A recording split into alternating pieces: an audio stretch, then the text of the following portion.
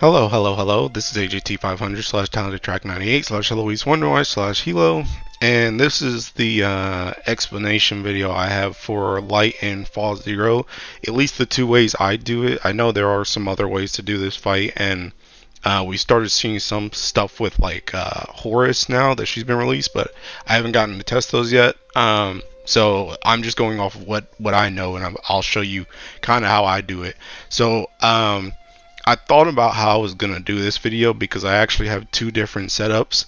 Um, so I think what I'm gonna do is I'm gonna go through the Woh setup kind of in the same way that I do my normal my normal Earth explanation videos for these fights. But then after that, to try not to waste like a ton of time, I'm gonna kind of skip through some Uni footage, just to show how the Uni team also deals with that stuff, to try not to make this like 3 hours long. So pretty much the two teams are this one right here where it's Woh, Cosmos, Sandy, and then the second one here is Uni, Cosmos, Sandy. And the only difference between these two characters is slight differences in the grid. And then for the Uni setup, I use Ougi on MC, and then for the Woh setup, I use Chaos Ruler. So we'll kind of go through these, and I'll show you why these characters are here, how the grid looks, and stuff like that. So let's start with this one. So with the characters, we'll do Cosmos and Sandy first before we touch on Woh and Uni, because these two are constant. So Cosmos first. Cosmos is extremely important for Light when it comes to high level, and this fight is no exemption. The reason why Cosmos is so good is not only does she do a ton of damage, she also double Ougies, which is good for a fight like this where you have 5 CA triggers. The CA trigger at the start for CA damage. You have to do like the 4 CA triggers from 80% to 60 depending on which sword he has. You have 6 CAs at the end. She's just really good for that.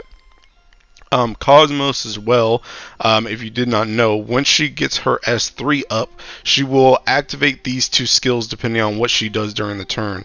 If she Ougies, she will activate this skill, and since she Ougies twice, she will activate it twice. And then if she auto attacks, she will activate this skill. These two skills are also very important because this skill right here, not only is it damage, but it removes one buff. And since she uses this on Ougi and she Ougies twice, Cosmos can take care of two dispels on her Ougi. So you can kind of play her in the same way that you play like Shalim in Earth, or Noah in Fire, where you can save her Ougi or guard her if you need to Ougi during the turn, while waiting for the dispel trigger to come up potentially, and then Ougi and just use this so that you can cancel it without while avoiding a Tessera trigger. This skill also has 2 debuffs on it, so if she activates this during her auto attacking turn, that's 2 debuffs for the 7 debuffs trigger, or for just like 10 debuffs trigger, stuff like that. So these two skills and how they play with her kit are extremely important.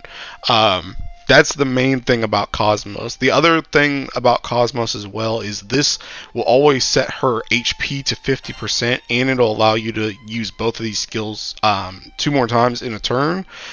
Because it resets them after the first use. So this can also be used, especially in this Woh team, where this Woh team has a little bit less healing than the Uni team. So if she gets into a sticky situation and you're low on potions and she's not the only person in a sticky situation, know that you can use this skill to balance out your HP as well. Because you don't really need these skills as much as the fight goes on. They kind of just become damage. And I'll show you why, because pretty much it's mostly because these auto activate. So you don't necessarily need these in the Woh comp. As for their actual buttons, in a lot of situations, a lot of times you can get by with just attacking and then utilizing them that way. So once you get past the first cast of this subsequent calls of this move can be used just to balance out her HP so that you can use potions on other people if needed. Mostly Woh. Woh is the person that I feel takes the most damage besides Cosmos in this comp. But yeah, so that's pretty much Cosmo. She is very carry heavy in terms of this comp. She does a lot of the skill damage. She does the CA damage. She does debuffs. She does dispels. She does all that type of stuff for this setup. So Cosmos is very important. Sandalphon. Let's talk. Sandalphon's kind of new still, so we'll talk about Sandalphon a bit.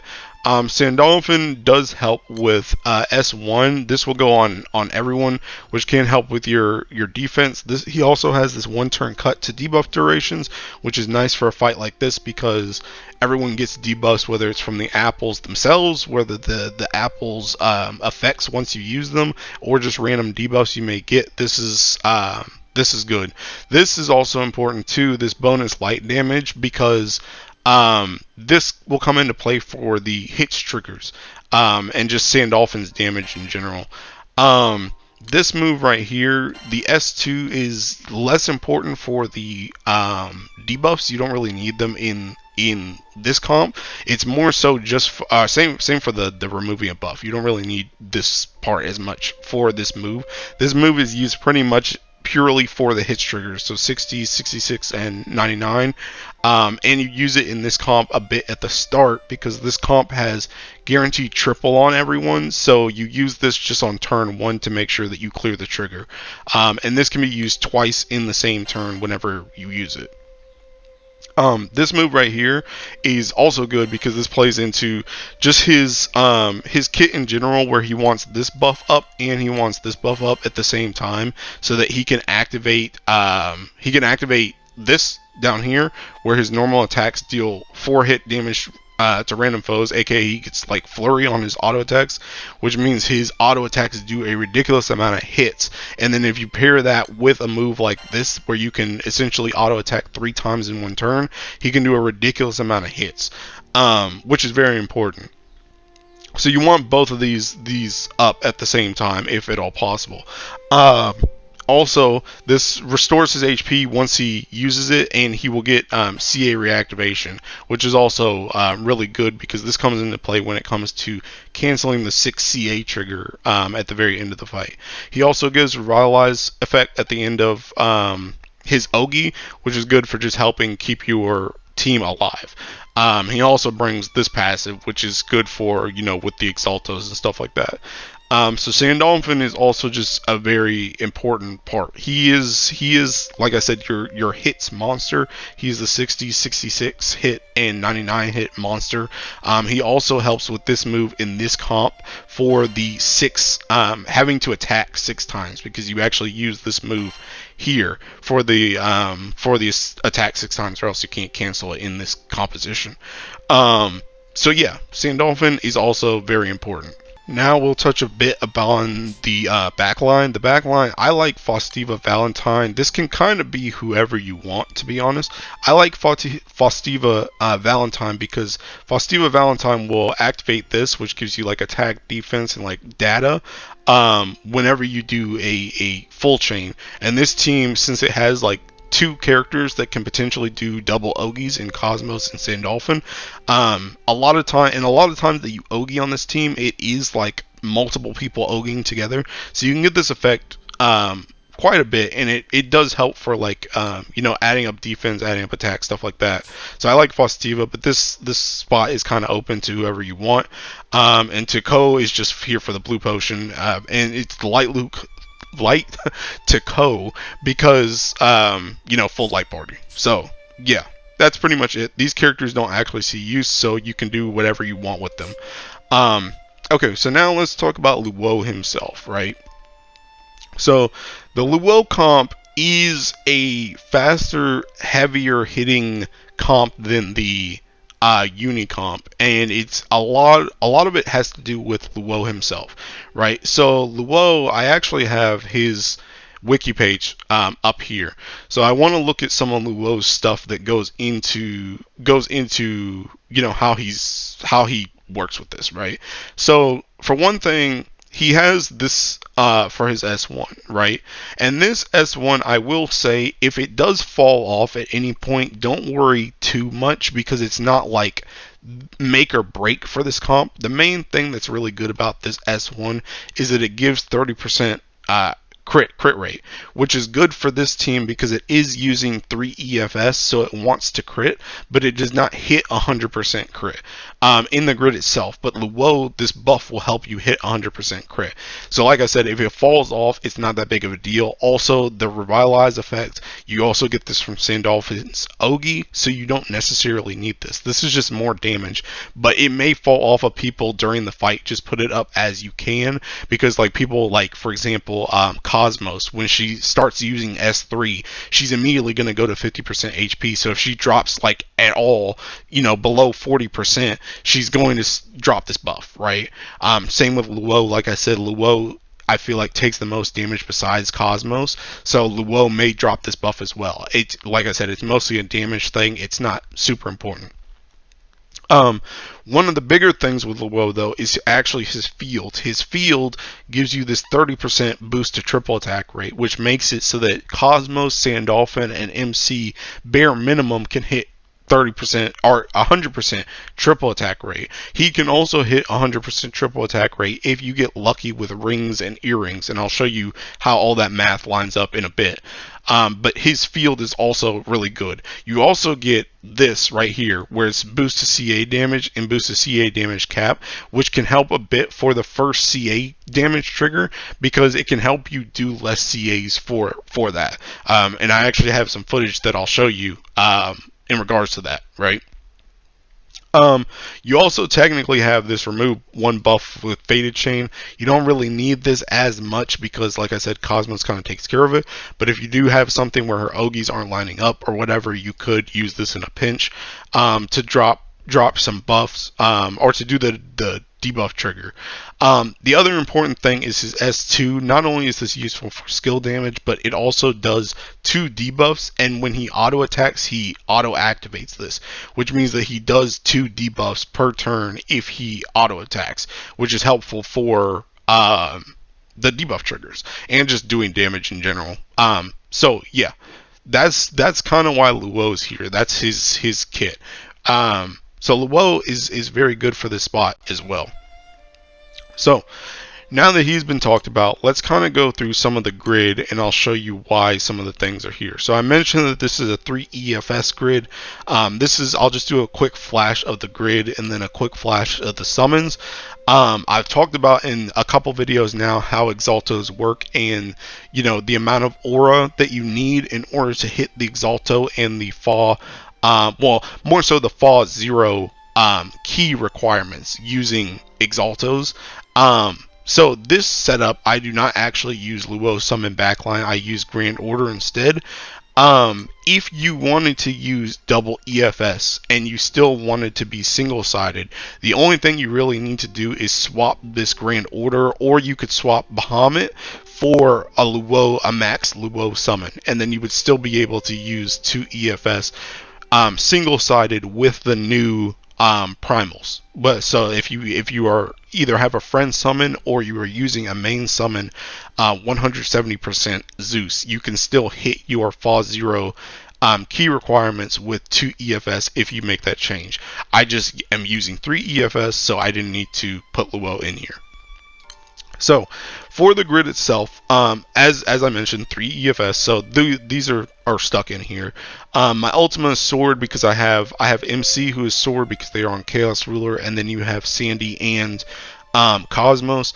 The Bahamut bow is here for multi-attack rate, because you have this that raises multi-attack rate depending on how many runes are in the party.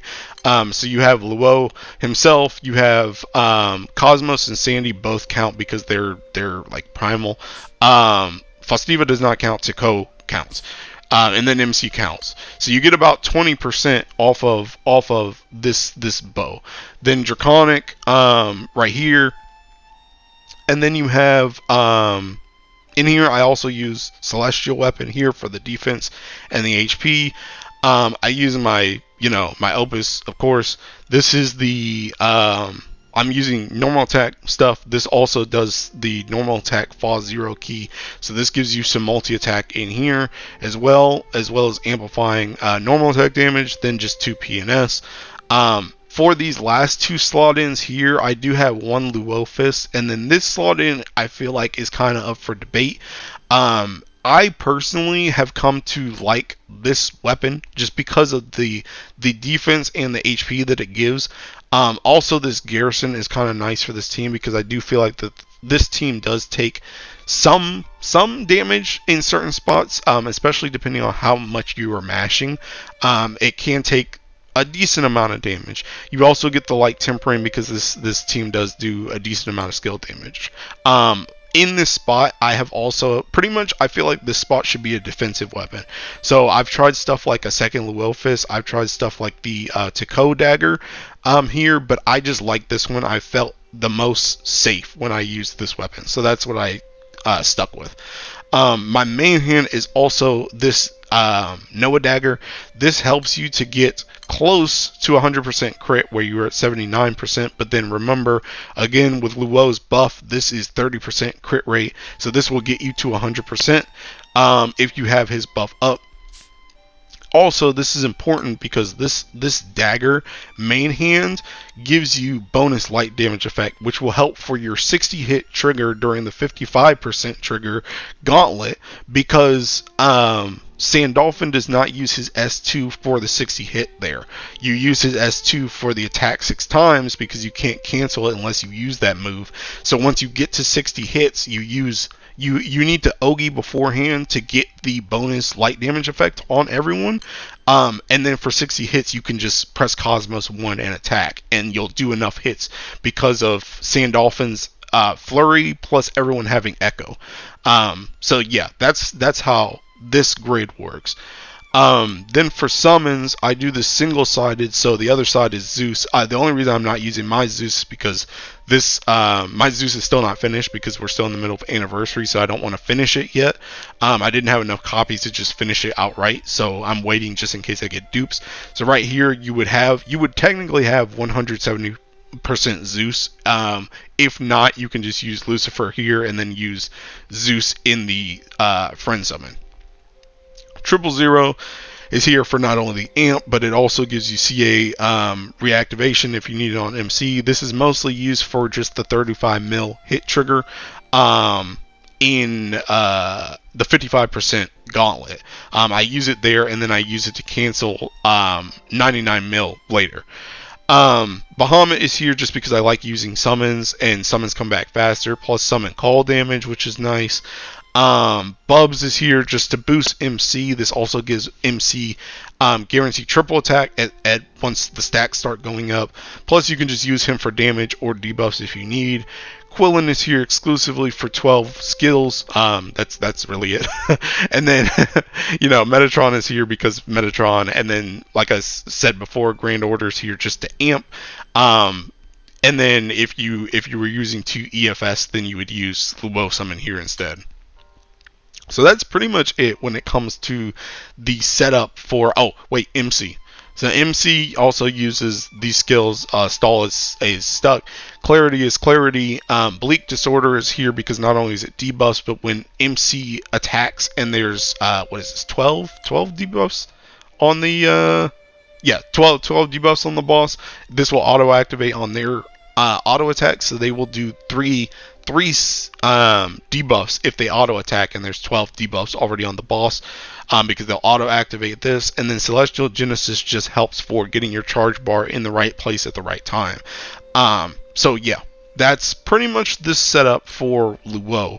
Again, like I said, this one is a bit faster and does more damage than the Yuni comp, but it kind of trades safety and being able to mess up as much, because this setup does have a little bit more strict play than the Yuni play, and I'll try and show that through the footage later. But yeah, so now I'm going to swap over to the Yuni comp and we'll look at that one. Okay, so one thing that I did forget to mention on this setup was the guaranteed triple attack. So guaranteed triple attack, how it works in this setup, I'll go over MC and Cosmos and Sandalphon first because they're all swords, so all this applies to them first, and then I'll show you my Woh. So you'll see here, I have the auto attack key on Opus again. So this is 25% TA. I also have this right here, which is also an additional 5% once you hit max Opus. This would be 2.5 if you were just at, I think it's 220, 230 instead of 250. So my Opus by itself is 30% TA. Then you have Celestial, which is 10% for sword allies, which MC, Cosmos, and Sandalphon are. So that's 30 plus 10, which is 40%. Then on my Ultima, I have the multi-attack key, which is another 25%. So this puts you at 65%.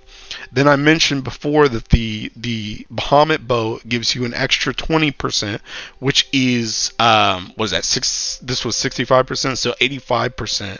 And then once you get to once you have Luo's field up, this will be an extra 30% triple attack rate. So that will put all three of them above 100% triple attack rate at all times.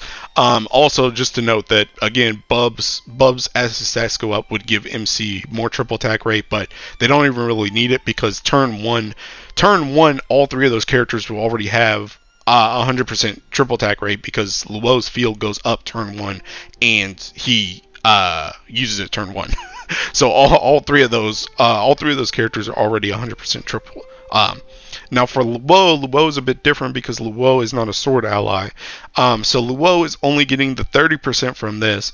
Instead of 10% from the Celestial, he's getting 5, so he's at 35 from here. And then from the bow, he's getting 55%. Again, from his field, he's getting 30%. So he would be at 55 plus 30, which is 85. So essentially, he is 15% below. He is 15% below 100% triple attack. But like I mentioned before, you can make this up depending on what earrings and rings you have on him. He also has this triple attack in here. If you max this out, you can bring it down to 10%. So if you can manage to get 10% between either your earring or your ring, if you get 10% here, you can get him to 100% as well. I would recommend trying to get him to 100%, but I realize that these rolls aren't always technically what you may want to go for, and they can be, consuming of resources. So I would say if you can get him to like 90%, maybe, so if you can get like 5% on this, maybe 95%, something like that, it may be helpful. But that's pretty much how the triple attack goes in here. Do you really need it? Kind of.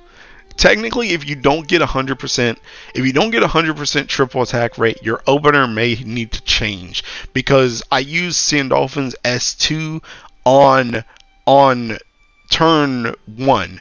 Right, so what you could do technically is you could do like, instead of Sandalphon's S2 2 times, you could do like Cosmos S1 or Cosmos S2 or something like that on turn 1, so that you can get past the 30 mil entry at the end, and then you can use Sandalphon's S2 on the triple attack trigger instead. Or you could just take the gambit and hope that Luo triple attacks on that triple attack trigger. Whatever you want to do if you can't get that 100%. But that's something to know about the triple attack rate in this party.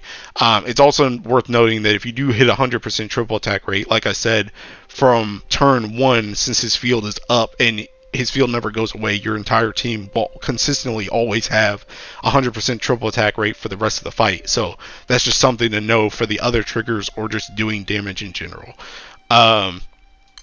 So yeah, I think that's actually it for this comp now. So now we can swap over to Yuni. So Yuni's comp is nearly the exact same. Like I said, the only difference is that Yuni is here instead of Luo, and I use Omni Ougi for MC. The grid is also slightly different. So for the characters, like I said, the characters are the same. The only difference is Yuni, right? So what does Yuni do as opposed to Luo? Yuni, for one thing, can heal you more, because she will pretty much unless you're using one of these skills, you're always using this skill every single turn, just to build stacks and heal. She also uses this on Ougi, which means she heals even more. This is also a boosted charge bar for everyone, which can be helpful if you need charge bar, right? Also, a very important thing about Yuni in this fight is that this move also does a 2-turn cut to debuff duration. And if you'll remember from Sandalphon, his S1 being on people also does a 1-turn cut to debuff duration right here. So the thing about it is, if you get an apple debuff, all the apple debuffs, once you actually use the apple, last for 3 turns or less, right? So with Yuni and Sandalphon, if you put up that apple buff, even zombification, if you put up those apple buffs and then use this move after they have the debuffs on them, this plus Sandy's S1 will make it so that those debuffs fall off literally the next turn, because they get cut. So that can be really good. That's some really good synergy between Yuni and Sandalphon in this fight for keeping you even healthier. This is another reason why Yuni is just a safer play, because she can get debuffs off way faster with Sandalphon's help. S2, I haven't really used, to be honest. Maybe it can see use for something. Maybe just getting extra damage with maybe like Sandalphon's S2 or something. But I really haven't seen that much of a use for this. I'd rather just kind of take the heals. I'm gonna be real. So yeah, I haven't really used this in Fall Zero. It can cancel all cancelable omens. This can be nice if you wanted to skip something. I'm pretty sure you can use this on any of the omens in 55% Gauntlet. I don't really know if you need it in this comp, to be honest, but I think you can use it there. You can also use it for like 99 mil hit trigger at the end, or if you wanted to use it on 99 hits at the end. Pretty much this is just a free save at pretty much any point if you wanted to use it. Her S4 is pretty important, because her S4, surprisingly enough, works almost exactly like Luo's, but the difference is, again, she gets 100% boosted defense, whereas Luo does not have that boosted defense on his. So Yuni is tankier, which again makes her safer, but she also gets the 30% boosted triple attack rate in the same way that Luo does. So once you get this up, everyone also has 100% triple attack rate. Well, your MC, Sandalphon, and Cosmos will have 100% triple attack rate, and then Yuni can get 100% triple attack rate, kind of in the same way as Luo, where depending on your EMP, or not EMPs, your earrings and rings, she could potentially hit 100% triple attack rate as well. But I actually don't think she hits 100% in my setup, which he's kind of worked around, because you don't necessarily need Sandalphon's S2 in the same places as you did on Luo comp, because of the MC change, and I'll kind of go over that once we go through the footage later. But yeah, so this is just good. You know, the boosted defense is really nice, because this just makes this team tankier. Plus, with her healing, it makes it just safer in general. And then again, she gets 30% TA on everyone, which is nice. So that's it for Yuni herself. Now for the grid is nearly the exact same. The only difference here is I have the katana now instead of the Arun one, the bow. Technically, I guess you could still use the bow one, because Yuni is also a primal, so she would play into it the same way Luo would. So it doesn't really matter which one you use here. But I have the katana here, and then instead of the Cosmos katana, I have a Noah dagger here. That is because, since the one thing that Yuni trades her defense for in her S4 as opposed to Luo is Luo does not have Luo has the critical rate up here, whereas Yuni does not have a critical rate up anywhere. So you need to use the second dagger here so that you can hit 100% critical rate for your EFS.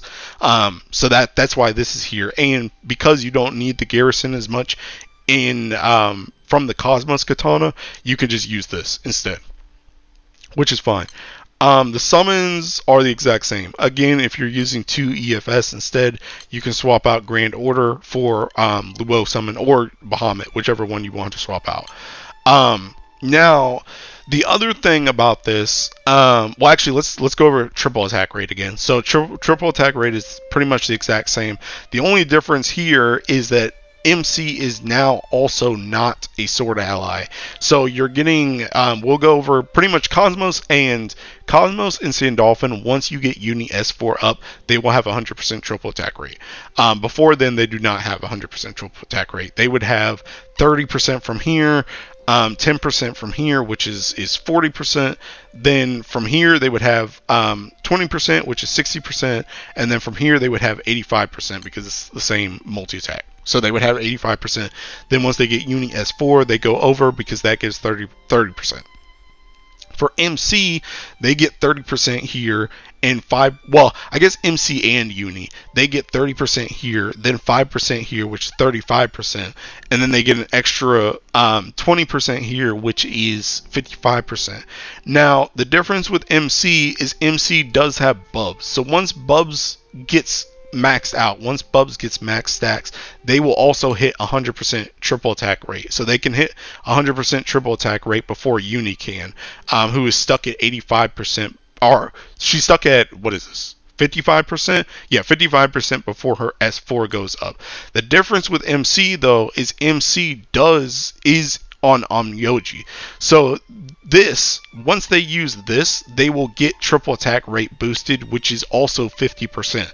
So if you don't get Bubs max stacks by the triple attack rate trigger at the start, which you probably won't, you can use this for that triple attack, and not only do you attack 3 times to completely blow that triple attack rate trigger out of the water, but you also get 50% here, which plus your 55% in the grid, which gets you to 100%. You also will just probably have at least one Bub stack there, and he does give incremental triple attack rate as his buffs go up. So MC, essentially what I'm trying to say is MC will have guaranteed triple if you use the Ougi skill for the triple attack rate trigger. So if you use that move plus you use Sandalphon's S2 2 times, you will almost certainly cancel the triple attack rate trigger because you only need one extra one outside of MC, and you have another 5 chances that way. So yeah, you'll cancel the triple attack rate trigger. So yeah, that's it for MC. And then Uni, like I said, I don't think she actually ever hits 100% triple attack rate because she does not have any MPs, and I don't have any rings. But like I said, it doesn't really matter because that's the only time that you really need that for triple attack rate. Otherwise, you can get by with like 3 triple attacks, and if you ever need 4, you can just use Ougi skill 1 again to do the same trick that you did at the start. So yeah, that's how you can get best triple attack rate triggers on this setup. For Ougi skills, again, it's just this is S1. Clarity, again for Clarity. Celestial Genesis, again for Celestial Genesis. Get your charge bar in the right place at the right time. And also you have Shikigami, which is not only damage, but it also is debuffs. And depending on how many seals you have, as long as you have at least 3 seals, this will reset in the same turn. And you can use that multiple times in the turns. So this can be used for just skill damage or debuffs if you need it throughout the fight. So this is just really good. So those are kind of some of the reasons why I use Ougi in this setup as opposed to Chaos Ruler. The other reason as well is also for the 6 hit triggers. In this setup, instead for 55%, I use Ougi S1 for the 6 hit trigger, and then for 60 hit at the end, then I just use Sandalphon S2 instead. That's the difference between this and the Woh comp. So yeah, I think that's kind of it for the grids and the summons for these comps and why characters are here and why MC is, MC and stuff like that. So pretty much now what I'm going to do is go through footage for both of these and kind of show you how they play out. So yeah, that's pretty much it. So we'll swap over to that next. Okay, so here we are with the footage. We're gonna go through the Wohs first, and then we're gonna touch up on Uni, excuse me, Unis afterwards to kind of show where they differ at. I did mention in my Earth setup that a lot of the Earth rotation had been spreadsheeted. This fight, as far as I know, has not been spreadsheeted in the same way. But that spreadsheeting knowledge did give me the knowledge to start taking notes on every setup that I do in here now, because it's very useful to be able to do the same type of thing every single time for a fight like this. So like for my fire setup and my light setup, I have notes on how I do things for certain things. Especially mostly the initial start from turn 1 through turn 5. So we'll see here where I have noted what I do for those turns. So I'll show you as we go through the footage, and I'll harken back to this for specific mechanics. So we'll start here, and the first thing at the start here is just to call Lucifer something, right? This is just for damage, also for heals, get your potion in. Also, another important thing to do for this Woh comp specifically is to blue potion here. This is because, like I mentioned before, if you go below 40% HP, Woh's S1 will fall off, which is okay, but obviously you want to keep it as long as you can, right? So you just want a potion here at the start before anyone can get any apples or anything on them, so that you can keep that buff for as long as possible, because you will be using it turn 1. There's also one thing to note here. I start with MC's skills, but in my notes I have it where MC skills are at the end. The reason why is because in this footage you'll see me press MC1 and then Bleak Disorder, and then I'll come back for Celestial. The reason why is because at least Sandalphon uses Sandalphon uses skill 2, which is a red skill. So if Sandalphon has red apple, when they get to Sandalphon's turn, he will lose all his charge bar, which means if I use this buff before he uses his red skill, he will lose all the charge bar he would have gotten from this, right? So just to make it easier for anyone who goes back through my notes, I just put MC at the end so that you can just go through and press all MC skills. And it's kind of the same thing. The reason why you press S1 and Bleak Disorder before this is, again, just in case MC had red apple, they would still get the CA from this at the end, because the red apple would have already taken effect and they would have already lost the charge bar that they had. That's just one thing to note. But besides that, it's going to be Woh's S1 and S3, and then Sandy S1 and S2 times 2, because he just gets it, for free 2 times, and then you would attack after that. So we'll just go through that. But yeah, I wanted to note that about MC, because I do it backwards in this, but when I looked through the footage again, I'm like, I should just do that the other way, because it's way easier to just understand that way. Also remember, again, Woh used his field this turn, so everyone at this point already has guaranteed triple attack rate, based on what I had before. And then you just attack into this, and you'll cancel the remaining damage. Now, here, you just call Zeus, and you're going to be waiting for 95, because I don't really want to deal with potential Dispel or debuff trigger next, so I just wait until 95. Technically, you can probably still move if you wanted to. You can handle the debuffs. You could handle the debuffs by that time, because Cosmos will get S3 next turn, so she could handle debuffs, and you could handle the spells if you just want to Ougi. Either one is fine. You could do either one. It's just I didn't really feel like dealing with it. So yeah, I'm gonna be waiting till 95. Also, one thing to note as well, I'm gonna Ougi this turn. I tried to look at the bar, depending on whether Sandalphon got which apple at the start, but he did get red apple this time, because pretty much once I get to CA, the only 2 people that will have CA after this is Cosmos, because she'll get it back from S3, and then Sandalphon will get it. It is still enough, and I mentioned this with Woh, with his field up, that boost to CA damage does come into big effect with these 2, because just these 3 CAs will be able to take care of the CA trigger. But I tried to see if there would be any time where Sandalphon wouldn't get Ougi for that, but I can't really think of a time, because like I said, he got red apple on this, so he already Ougied. He still Ougi turn 1 regardless of the red apple, and I don't have any charge bar summons or anything. So he should always end up with CA with Cosmos on the CA trigger if you do this type of rotation, right? So it should be okay, and these two should be able to always cancel it. Cosmos even gets attacked down on the CA trigger turn, and it still cancels. So it should be fine for just these two to CA on CA. So I'll skip a little bit ahead. I'll just attack here. That's going into 95 now. So 95 first. You know, it's triple attack 4 times, like I've mentioned multiple times now. With Luo's field up, all 4 of them already have guaranteed triple attack rate. This is where you would technically need to use Sandalphon S2, or you would just have to pray on Luo if you don't have Luo to guarantee triple attack rate. But mine does because of the earrings and the ring. Also pop Cosmos S3 right there, and then just triple attack through this.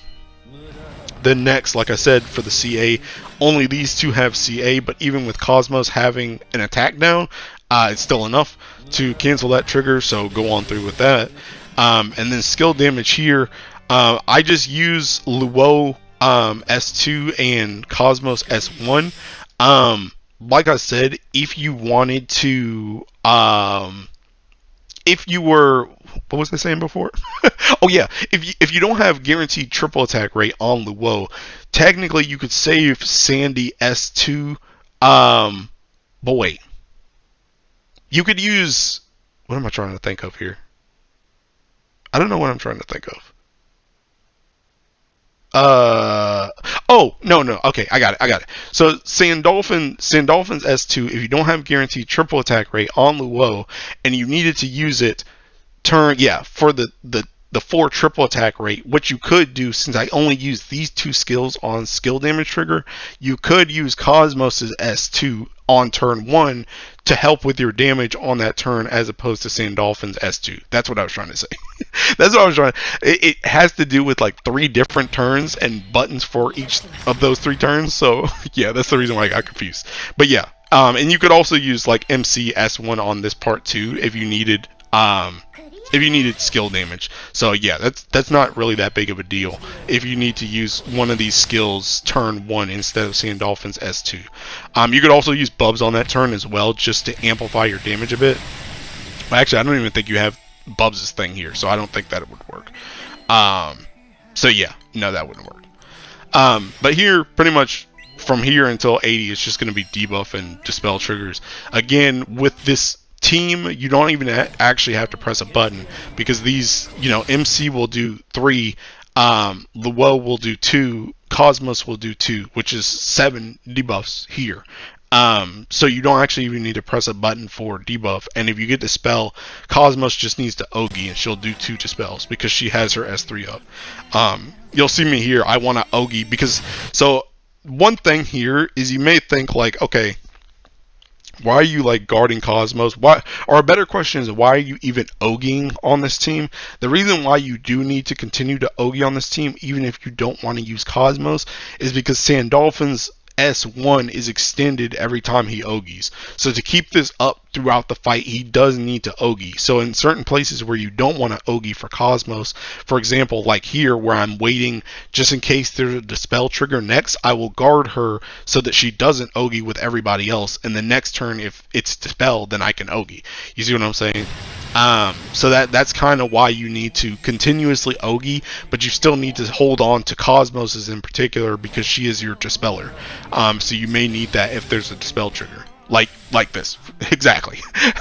She's my dispeller. And you know, you could use Bubs, but then you run the risk of Tessera, which I don't want to do. So yeah, that's the reason why you may guard Cosmos to prepare for dispel triggers. Now here, one thing that I want to bring up, we'll get through this in a second. Actually, I could just skip through this Shikigami video. So here, I actually get the CA damage trigger. So like the C, pretty much at 80%, he can get like 3 things in a row, or he can get like multiple different things on a row, depending on what type of how much damage of certain types you've done at this point. I've done more CA damage than auto attack damage this time, so I get like the CA damage gauntlet, which starts with 40 hits. If you get this, you can just sand off an S2 twice and you'll finish it. And then after this, I think it's debuffs, 7 debuffs, and then I think it's skill damage. The other one I've seen with this comp has been the normal attack damage one, where it's just the it starts with 1 mil. 10 hits of 1 mil damage, and then it's like debuffs and skill damage for that one. If you get the other one, you can just use Faded Chain and then auto attack, and you can cancel this. And I think I have this in my notes as well. Yeah, so I have this stuff about the debuffs stuff right here.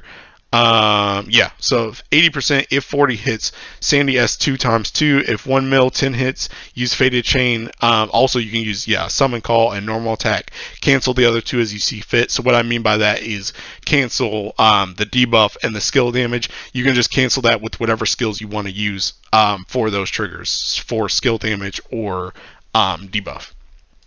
So yeah. That's pretty much how this gauntlet. I don't think I've seen the other ones. I think the other ones are like summon damage and like chain burst and skill damage. I don't think I've seen those for this comp. So these are the only two I'm gonna go over because I've seen those two before. So yeah, keep going through here, and then let's see. So yeah, skill damage right here. Again, you could just use Cosmos and Woh, and then I think you can just attack after this and it should be enough. So because this is pretty much the exact same trigger as before when you had skill damage. So yeah, you're good here. I think after this is debuffs. Let's see. Oh no, this one's actually triple attack rate. So again, this team has guaranteed triple attack rate. So yeah, I guess this is, if you did get this section and you don't have guaranteed triple attack rate on Woh, I guess this is one place where you would have to hope that Woh triple attack rates, because you already used Sandy S2 for the 40 hits. So yeah, I guess this is another reason why it's really important to get Woh as high as possible for triple attack rate, just in case you get this setup. So yeah, and then once you get to charge attack here, technically you have Cosmos that does 2, so you only need 2 other people to Ougi at any given time if you have yellow sword. If it's the triple attack one, so if it's red sword, then it really doesn't even matter because you will just triple attack right through it. Then it doesn't even matter if Woh has guaranteed triple attack rate, because that one is 3 triple attacks instead of 4. So MC, Cosmos, and Sandalphon can take care of that by themselves. Besides that, though, at this point until 60, it's just smashing. So I'm gonna skip through this a bit, and we'll go to 60%. So yeah, this is 60% here. Okay, so now for 60%, you can go through this. Okay, sticker as per usual. You can guard through this. This is Earth, so you don't just take like water damage at all times. So you can guard this. You don't have to actually attack into it like on Earth. Here, I do get rid of some of the apples. Like I use Woh's skill here again to get rid of the yellow apple. I use a Cosmos skill because Cosmos can I can move again. And the thing about red apples, even though red apple does take all your charge bar, it does give you double strike, so you can get your charge bar back like the next turn anyway. So that's kind of a free one to like get rid of if you want to take some moves between 60 to 55. So you can get rid of that stuff there. Those apples there. So I'll move a little bit ahead. This is mostly just also a big thing for just this team in general. Use your Zeus and use your Lucifer to help sustain yourself. Using summons is free, so just use them as available. Just remember with Lucifer that Lucifer does heal you on call, and he will continue to heal you. So if you have zombification, that can potentially screw you over. But yeah, just use those summons as free. They're free. So we're going into the actual 55% gauntlet here. The first one is the 5 CA trigger again. This is easy because as long as everyone has CA here, you will CA. You technically could also use Sandalphon's. You could use Sandalphon's skill here or Cosmos' skill here if you need to get CA in a pinch.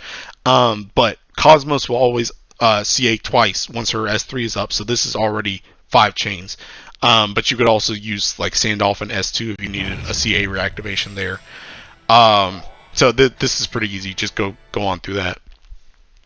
Then for here, the next one is the 6 hit. Remember how I said for the 6 hit, the only way to cancel this is with Sandalphon's S2. So you use Sandalphon's S2 2 times, and then that will bring it down to 4, and then you can just, you know, 4 hit right here. So that's not too bad with this comp. So yeah, just do that for the attacks, and you go on through. What's next? 35 mil. For 35 mil for this comp, all I use, this is where I use my 000, because for my 000 here, I like to just use it here because this is like a constant reminder to actually use the summon. Because I know for me personally, I will forget to use the summon, and then I'll get to the end and I need the fall side of it, and I'm like, dang, I'm still on Sandalphon. So this is just a good spot for me to use 000. It just makes this trigger really easy, and it just is a reminder to use it for me. So yeah, use it here, and then you can just attack on this comp, and it'll clear the 35 mil. After this, you will get debuff 10 times. You can do whatever combination you want. Remember, again, these 3 will do 7 debuffs, depending on, as long as they auto attack. So you can just do any extra stuff. I kind of like to do extra here just in case something misses. And sometimes too, for this point, sometimes you do not always, let's actually count them this time. 1, 2, 3, 4, 5, 6, 7, 8, 9, 10, 11. So if you see here, actually this is a good spot to realize sometimes you do not always have 12 debuffs up at this point. So your MC may not always use Chaos Ruler here. So I always like to make sure that is just extra, unless this is just the only debuffs I have, then I have to make sure that this is 12. But I always like to make sure that this is just extra debuffs as opposed to being the required debuffs. And on this team, since you kind of just have free debuffs anyway, just use some skills. It's, you know, you don't really need them for anything else. Just use them to make sure that you guarantee your debuffs here. So yeah, and then you can go through the debuff trigger. But yeah, that's important because I have missed that in the past because there's not enough debuffs, and then you just fail the trigger. Here is Fated Chain. Also, you have to realize that the one after Fated Chain is going to be 60 hits, right? For 60 hits, this is where the echo from the Noah Dagger main hand comes into play. Also, one thing I should have mentioned before, if you didn't want to use your Faz 0 key on your Opus, you can use the progression key on your Opus and main hand that for echo on Ougi, kind of like Noah Dagger. I just like to use the Faz 0 key, and I didn't want to swap it, so I use Noah Dagger instead as the main hand to get that echo. But from debuffs until 60 hit, so on debuff's turn or on this turn, you need to Ougi on MC because you need to make sure that you have that echo going into 60 hits, because you need that echo because this doesn't use Sandalphon's S2, so you need to have that echo to make sure that you will hit 60 hits, especially if people have like yellow apples on them for some reason at this point. You need to make sure that you have that there. So yeah, that's important. Also here, another thing to know about Sandalphon, you'll actually see I got kind of lucky with this. You need to make sure that Sandalphon either is going to have this button up for 60 hits, or he will continue to have the buff on him at this point. Just from Ougiing, because I do know during this time it can be kind of weird to Ougi on Sandalphon, and that buff can fall off. So you need to make sure that this is up, because if you remember from when I talked about how Sandalphon works, he needs this buff and his S3 up to get that 4-hit of flurry. And if he doesn't have that 4-hit of flurry on his auto attacks, you may fail 60 hits. So you need to make sure that this buff is going to be up some way, shape, or form for this turn, or else you may potentially fail it.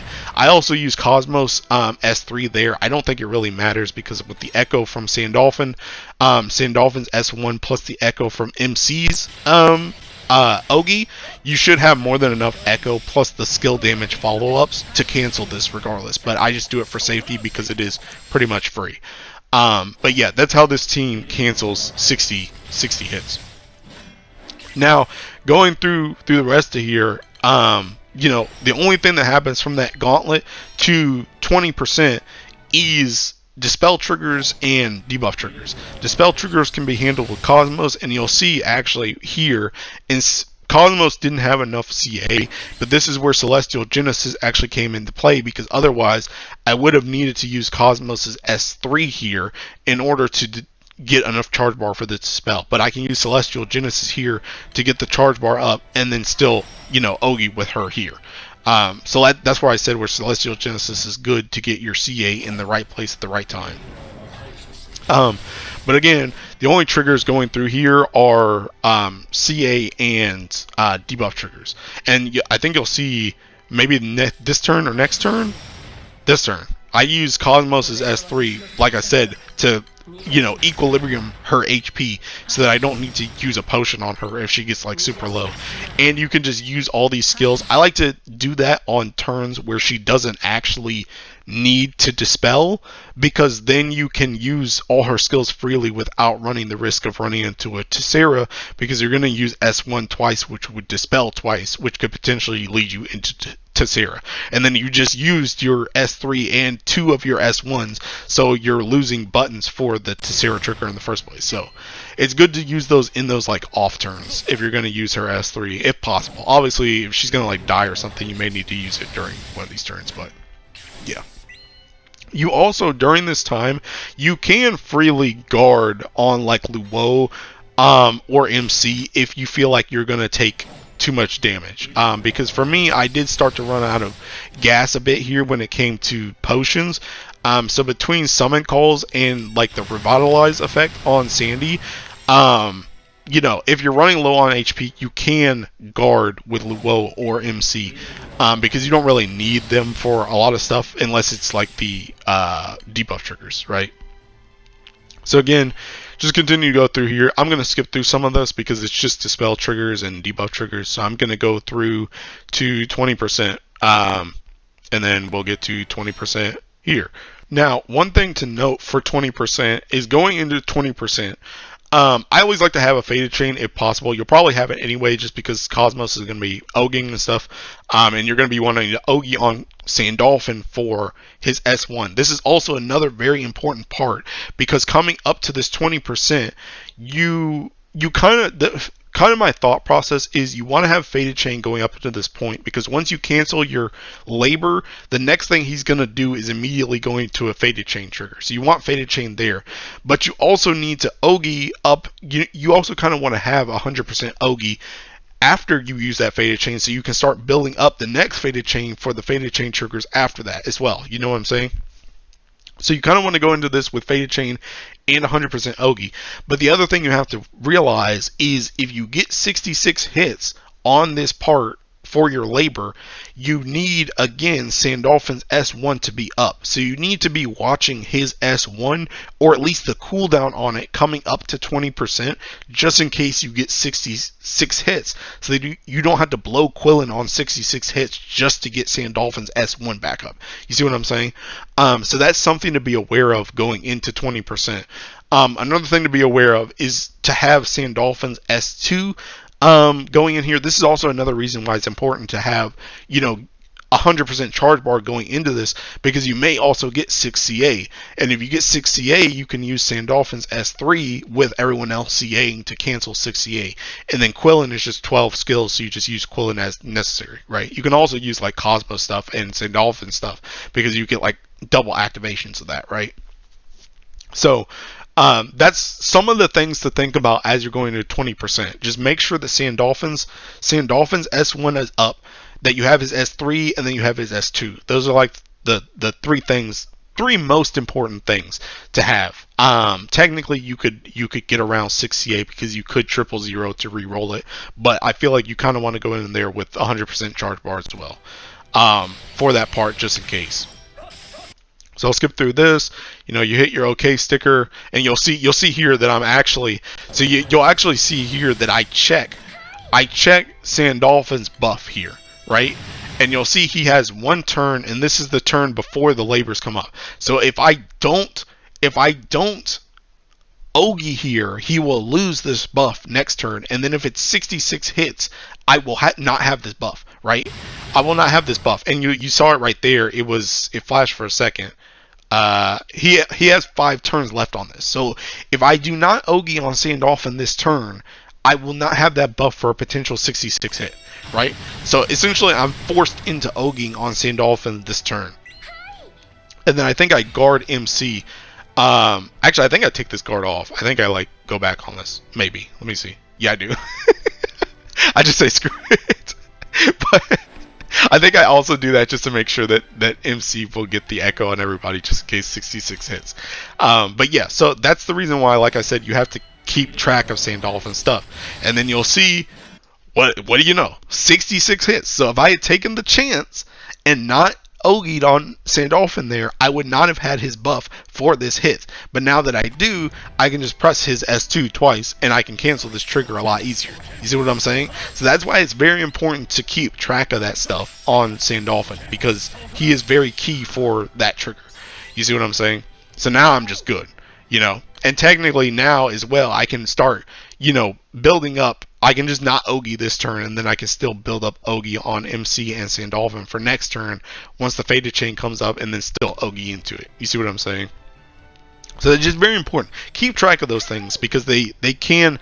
I've noticed Sandalphon, his buff is either overstacked to the point of ridiculousness that you just have like a ton of them, or they're understacked and you have to really pay attention to it. So just make sure you really don't want to mess up a trigger like that, because it's very easy to do it if you have the means to, right?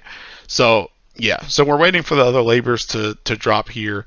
I think at this point I start to see that Dark is just not going to drop.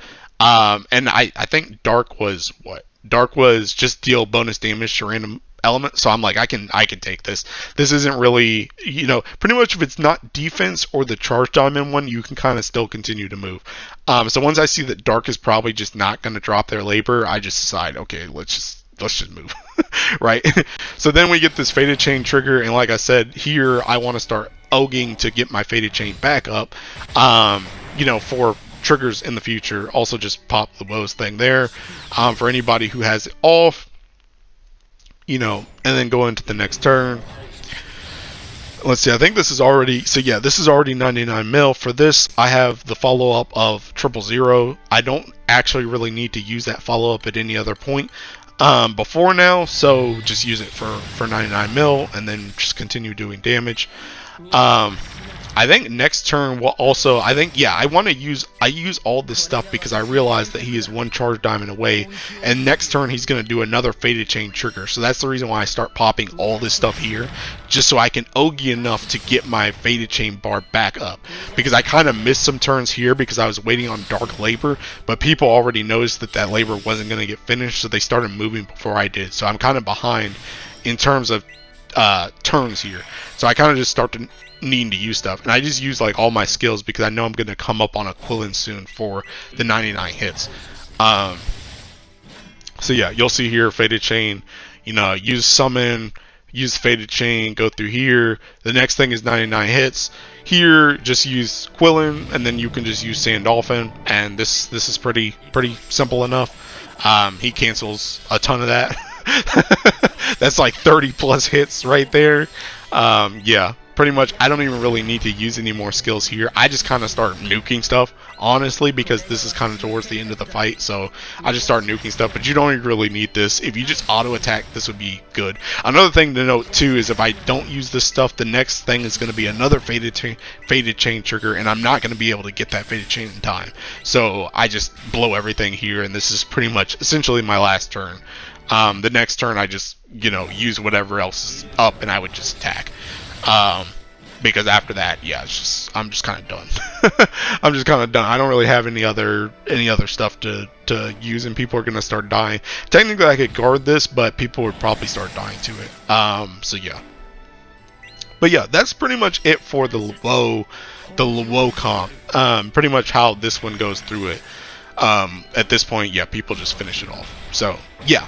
That's pretty much it for Woh comp. Now what we'll do is we'll take a stop and we'll go through the rest of this video. So the rest of this video is the Yuni run. I won't go as in depth for like turn to turn stuff for a Yuni because they kind of play the same. I will just show you the bigger stuff on Yuni's comp to show how that one works as opposed to the Woh. So yeah, let's get into that next. Okay, so now we're at Unis, and like I said, I'm not going to spend as much time on this one. I'm just going to go through like key points for the Uni comp, right? So Uni, I also have some notes for turn one here, and I'll leave all of this in the description, by the way, just in case you want to look back at it for future use, so you don't have to like look at the screen or anything. But so Uni is kind of the same, but there are some slight differences in how they approach things, right? So Uni, one thing to note about their turn one is let me think. So for one thing, I want to look through this because I want to see if this was actually necessary. Yeah, so I don't think you actually need to use both of those. One thing that I should change for this notepad is not only do you not need to use S1 on Cosmos here, but you should also use pretty much Shikigami and Celestial should go, well, Celestial should go like, I guess it doesn't really matter. Honestly. It doesn't really matter. Okay, so I'll let you in on what my mind's going through right now. I was trying to think if Celestial should be put after here, with Cosmos, because in case Cosmos has Red Apple, she's gonna use S2, which means she's gonna lose all her charge bar, and she's gonna lose the Celestial charge bar. But I don't think that even really matters. I guess technically she may get 100% charge bar on turn one. So, okay, screw it. Let's just make this consistent. Okay, so Celestial should actually go here instead. Technically, you could do Shikigami here as well to make it so that MC just can press their buttons at the same time, right? So you want to do it in this order, right? Luci Call, Sandalphon S1, Cosmos S2, then Shikigami Celestial. That takes care of all your apples, and then you get the charge bar. The only one that's different is Uni. Well, Uni doesn't have a red skill anyway, so she doesn't have to worry about red apple. But the reason why you use S1 at the end, even if people have yellow apples, is because, like I mentioned before, with that debuff thing, where Sandalphon's S1 cuts debuffs by 1, and then Uni's S1 cuts debuffs by 2. So if you use her S1 at the end, even if you take the slight hit in HP, if someone has zombification, you will immediately get that zombification off next turn.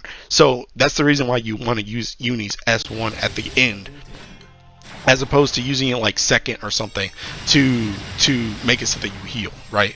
So again, you'll see this stuff in the opposite order of the notepad, but follow the notepad because it's probably just better if you do it that way.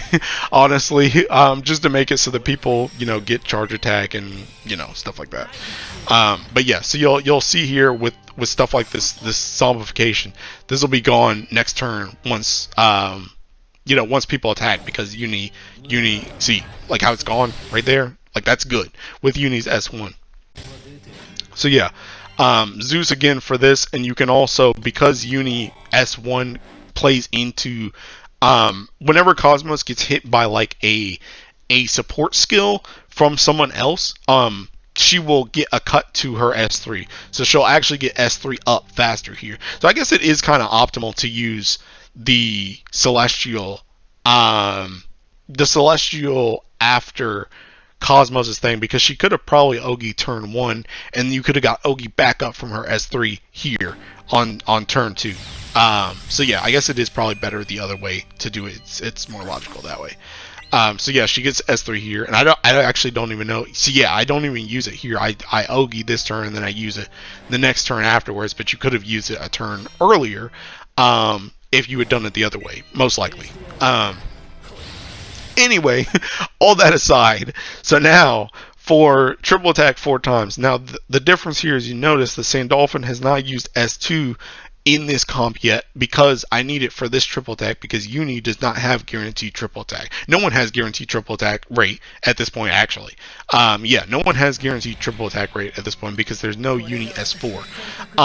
But like I said, I'm willing to take the bet on Sandalphon S2ing twice, plus Sandalphon attacking, Yuni attacking, and Cosmos attacking for one triple attack. One of those things needs to triple attack, because you'll see that MC I will use S2 or S1 here to guarantee the triple attack from the extra 50% that they get. Remember that. Oh, actually, I don't even use it there. I just attack. That was kind of risky, but yeah, technically you would use the S1 there. So yeah, I'm pretty sure I have that in my notes, right? Yeah, okay, yeah, I have MCS1 there. I just cheeky said, screw it, dude, let it leak, let it cheeky leak.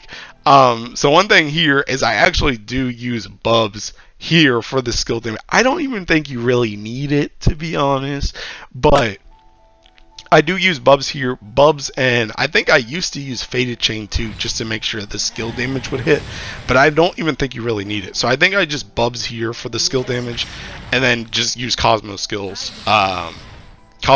here for the skill damage. And then we'll see here I use Shikigami as well, just to make sure that skill damage goes through. So yeah, that's good. And then I think that's kind of it for this start. Yeah. And then I also continue to use, maybe this is the reason why I didn't want to use S1, is because I just wanted to spam Shikigami. But you can use S1 for that trigger. I guess I just risked it because Sandalphon had already triple attacked twice, so I was willing to bet on these 4 to triple attack 2 more times. But yeah, I mean, it's kind of risky.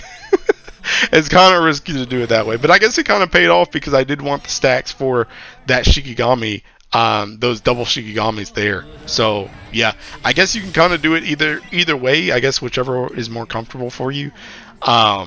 So again, I'm not going to sit through this too much. I'm going to skip through some of this so we don't spend a ton of time here. On this team, I do get the 1 mil damage 10 times. So this is the normal attack based 80, as opposed to the CA one that I got in the last run. Also at this point, I got Yuni S3 during this turn, right? So now at this point, everyone besides Yuni now has guaranteed triple attack rate. Also, maybe that's one of the reasons why I didn't, because of Bubs' buff, I was willing to bet, because MC would have had guaranteed triple there, and then I was willing to bet on these 3 to triple attack once. So yeah, maybe that's the reason why I was willing to not use MC's S1 for that triple attack rate trigger.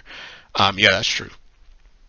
So yeah, for this part right here, for the 1 mil CA, or for the 1 mil hits 10 times, sorry, for the 1 mil hits 10 times, I just call a summon here, and then you can just attack. I think I also maybe use Faded Chain for this. Yeah, use Faded Chain for this. So summon, Faded Chain, and attack, and you'll cancel this 1 mil 10 times at this point.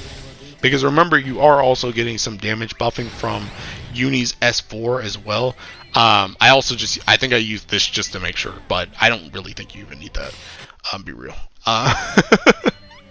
But I think at this point I decided, like, hey, I haven't used the skill yet, so I might as well just use it for that.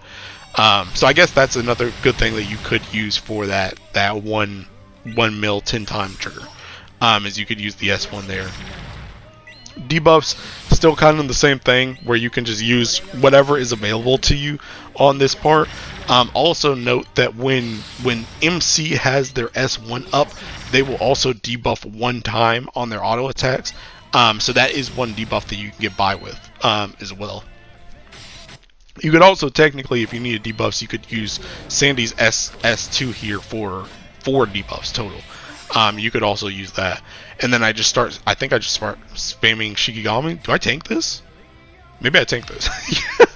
I think I actually messed up. Yeah, okay. So I think I actually messed up on this part, because I should have saved Cosmos's S2 here, or S1 here for the skill damage trigger. That's what I should have done. And then I could have just used a Shikigami, but I think I messed up here, and then I just tanked this, but it didn't really matter. So yeah, that's how I got through that. And then, you know, triple attack rate. If you get triple attack rate on this, these 3 will have guaranteed triple. So you always do 3 triples, and then if you do the Ougi one, you can do the Ougi one. So yeah, that's not too bad. We're already at 60% on this one. If you notice, since we're already at 60%, this setup is a bit slower. It's not as mash heavy as the Woh one, because you are pressing like Yuni skill S1 a lot. This one is kind of more thought processy, but it's safer as opposed to Woh, where you're kind of just spamming, but it's less safe. But yeah, so we're already at 60%. So I'll skip through this a bit. You do your stickers, you guard, go through that. Again, this is a really good spot to use Yuni S1 plus Sandalphon's skill to cut any apples that you may have here. So if you have anything that you can, any apples that you can get rid of, you can get rid of them here, and then go ahead and use Yuni's S1 to cut whatever debuffs you may get. If you don't need that stuff later. So this is also just another good spot to use that trick to get rid of any debuffs. And I think this goes into right into yeah, I'm checking Sandy's buffs again. always gonna make sure, but yeah, it's already 55%. So going to 55% here. Again, Cosmos always Ougies twice, so as long as everyone else is 100% Ougi, this is an easy trigger here. 5 CA. It's not that much. Now 6 hits. Like I mentioned, this is another reason why I used Omni Ougi in this comp. For 6 hits, what I actually do is I use Omni Ougi's S1 on this instead of Sandalphon's S2, because I'm saving that for 60 hits.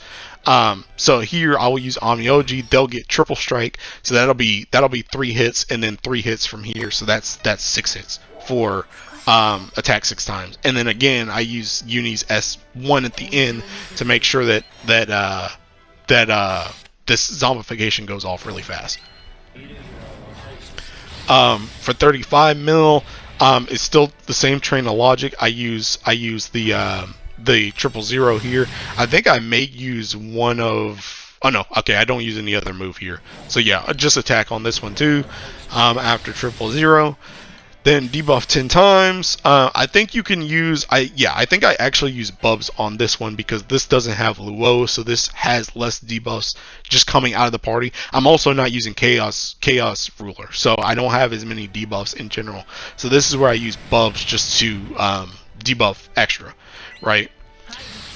So yeah, pretty much do debuffs as you have them. I also could have used Cosmos S3 right there if I wanted to use more, but I just use the Shikigami. And at this point, MC does still have their S1 up, so that's an extra debuff. So them plus Cosmos would be 3 on auto attack. So that's 3 debuffs that you could get there. Now next should just be Faded Chain. Also, this one doesn't matter as much for the echo. I mean, I guess it still does matter in the sense that it's free damage, but mostly you just need to make sure that Sandalphon will have his S1 going into 60 hits this time, because you do have Sandalphon's S2 still up, so that's going to be used for 60 hits. So that should be an easy cancel as long as he has his flurry up. So yeah, that's not too bad.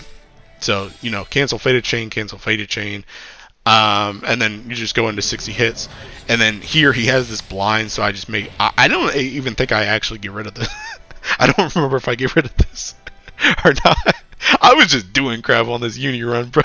Okay, no, I do get rid of it. Okay, so yeah, for here, and then like I said, Sandalphon will just he also has a red apple still, so he'll double strike. So yeah, this 60 hit is just gonna get completely obliterated.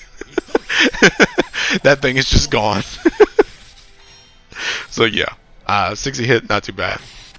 So now again, we're in the same spot as before, where it's gonna be debuffs. It's gonna be debuffs or dispels. Pretty much for debuffs, if you get debuffs, you're going to be using, since you're kind of free to Ougi in this phase on MC and just everyone besides Cosmos, you can continuously get stacks for Omni Ougi to use Shikigami if you need debuffs. So debuffs isn't really that big of an issue here. So you kind of play Cosmos in the same way with if you need to dispel, and then you can rely on Shikigami if you need debuffs. So let's see what the next one is. So next one is Dispel again. So I get Dispel again, just Dispel that, and then I'm already at 20% by this point. So kind of the same thing again. Remember to try and have Sandy's S3 up. I think his S2 is going to come up by the time I get to the actual labor turn. Remember again, you still do want that 66 hits on him, so make sure that his S1 is going to be up, and then try and go in with as many charge bar as possible, because again, Sandalphon and Cosmos are still here, so you can still cancel 6 CA if you have 100% charge attack once you go into it, right? So yeah. So this is pretty much the same. Let's see what labor I get here. I don't remember. Okay, 12 skills. So 12 skills is easy. Just use whatever. I think I use like everything. And then I think, do you actually cancel this without Quilin? Yeah. So I actually canceled that without Quilin, so I don't even need to use Quilin on that. And I still have some skills up too. So yeah, with Cosmos' S3 resetting stuff, you can actually get quite a few skills. And then the next turn, I'm already at 13. They're already at 13%. So I just use this here. The other one, you could also, I have 10 stacks on Yuni. You could just cancel it with Yuni as well. That's another thing you could also do. And then Faded Chain, you just cancel with the Faded Chain, and then it's gonna get to 6%, which is, I think I actually, even before 99 hits, I just used Sandalphon stuff. Because I still have that Quilin available. Honestly, I think it's just because this run was so fast that I just try and, well, I guess I don't even use it. Yeah, I just start throwing it out. I just started throwing out crap because this run was really freaking fast. So yeah, but next turn, what I would have done for 99 hits is I would have used that S2, and then I could have just Quilined it and used it again. So yeah, that's not really that big of a deal. So yeah, that's kind of the Yuni point of view as well. Like I've said multiple times, you can see with like my HP here, and Yuni stacks. Yuni is a lot safer, but it's a lot slower than Woh. So it's kind of whichever one you want to use. If you want to do more damage, do Woh. If you want to do, or if you're in faster runs, because as you can see, this Yuni run was kind of getting like lapped by people, and it's a lot lower honors. So yeah, if you want to be like super safe and indestructible, use the Yuni comp. If you want to use, if you want to be, speedy and you want to do more damage, use Woh. But yeah, so that's pretty much it for this video. I think that's pretty much how I do light. I kind of use the Woh comp more nowadays than I do Yuni, just because the Chaos Ruler is really reminiscent of my Earth, so that's just more normal to me. But you can use either comp. But yeah, I think that's pretty much going to be it for this video. I hope this was helpful. I hope you enjoyed. Thanks for the support as usual. Thanks for the support as always. And I will see you in the next one. Yeah. Bye-bye.